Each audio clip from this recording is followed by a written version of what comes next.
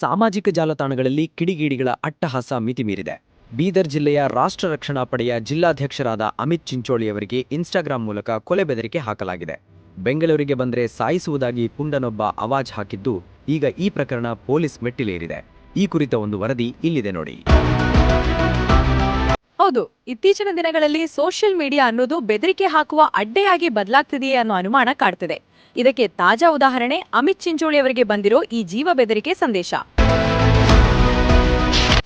ನನ್ನ ಹಸು ಕಟ್ ಮಾಡೋದಲ್ಲ, ಬಾರ ಬೆಂಗಳೂರಿಗೆ, ಹೈದರಾಬಾದ್ ಇಲ್ಲಿ ಬಾಯಿ ಸಿಗ್ಬಿಡೋ ನನ್ನ ಕೈ ಹತ್ರ ಸಾಯಿಸ್ಬಿಡ್ತೀನಿ ನಿನ್ಗೆಲ್ಲ. ಈ ಬಕ್ರೀದ್ಗೆ ನಿಂಗೇನೆ ಕಟ್ ಮಾಡೋದು, ಬಾ ನಿಂಗೇನೆ ಕಟ್ ಮಾಡ.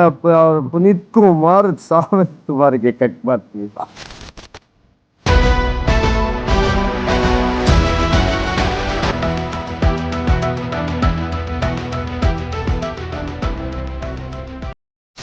ರಾಷ್ಟ್ರ ರಕ್ಷಣಾ ಪಡೆಯ ಬೀದರ್ ಜಿಲ್ಲಾಧ್ಯಕ್ಷನಾಗಿರುವ ಅಮಿತ್ ಚಿಂಚೋಳಿ ಅವರಿಗೆ SYED ಮದಾನಿ 864 ಎಂಬ ಇನ್ಸ್ಟಾಗ್ರಾಂ ಖಾತೆಯಿಂದ ಬೆದರಿಕೆ ಬಂದಿದೆ.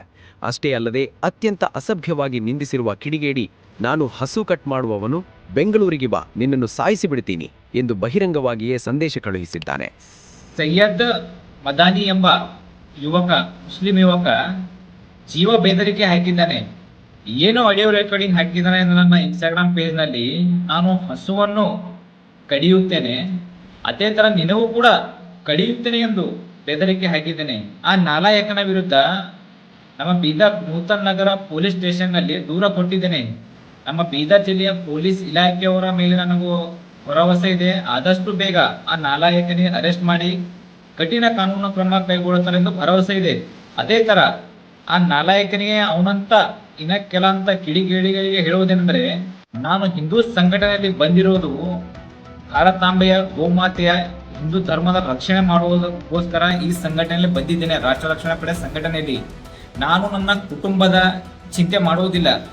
ನನ್ನ ಸನಾತನ ಧರ್ಮದಗೋಸ್ಕರ, ಗೋಮಾತೆ ರಕ್ಷಣೆಗೋಸ್ಕರ, ಲವ್ ಜಿಹಾದ್ ತಡೆಯುವುದಕ್ಕೋಸ್ಕರ, ಧರ್ಮಾಂತರಣ ತಡೆಯುವುದಕ್ಕೋಸ್ಕರ ನನ್ನಿಂದ ಆದಷ್ಟು ನಮ್ಮ ಬೀದರ್ ಜಿಲ್ಲೆಯಲ್ಲಿ ನಾವು ನಮ್ಮ ರಾಷ್ಟ್ರ ರಕ್ಷಣಾ ಪಡೆ ತಂಡ ಜೊತೆ ಸೇರಿ ಈ ನಮ್ಮ ಕಾಯಕವನ್ನು ನಾವು ಮಾಡ್ತಾ ಇದ್ದೀವಿ. ಅದಕ್ಕೆ ನಾವು ಮಾಡುವ ಕೆಲಸ ಯಾರಿಗೆ ಮೆಚ್ಚುವುದಿಲ್ಲ ಅವರೇ ನಮ್ಮನ್ನು ಜೀವದ ಬೆದರಿಕೆ ಹಾಕುತ್ತಾರೆ. ಇದಕ್ಕೆಲ್ಲ ನಾವು ತಲೆ ಕೆಡಿಸ್ಕೊಳ್ಳೋದಿಲ್ಲ. ನನ್ನ ಎಲ್ಲ ಹಿಂದೂ ಸಮಾಜ ನನ್ನ ಜೊತೆ ಇದೆ ಎಂದರೆ ಇನ್ನಷ್ಟು ನಾನು ನನ್ನ ಸಮಾಜದಗೋಸ್ಕರ ಕೆಲಸ ಮಾಡುತ್ತೇನೆ. ಜೈ ಶ್ರೀರಾಮ್, ಜೈ ಹಿಂದ್ ರಾಷ್ಟ್ರ, ಜೈ ಗೋಮಾತಾ.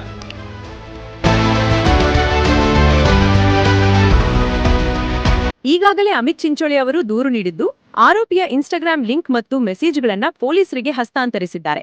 ಶಾಂತಿಪ್ರಿಯ ಜಿಲ್ಲೆ ಬೀದರ್ನಲ್ಲಿ ಇಂತಹ ಪ್ರಚೋದನಾಕಾರಿ ಕೃತ್ಯಗಳು ನಡೆಯುತ್ತಿರುವುದು ಜನರಲ್ಲಿ ಆತಂಕ ಮೂಡಿಸಿದೆ. ಪೊಲೀಸರು ಈ ಸೈಬರ್ ಕಿರಾತಕನನ್ನ ಯಾವಾಗ ಅರೆಸ್ಟ್ ಮಾಡ್ತಾರೆ ಅನ್ನೋದನ್ನ ಕಾದ್ ನೋಡಬೇಕಿದೆ.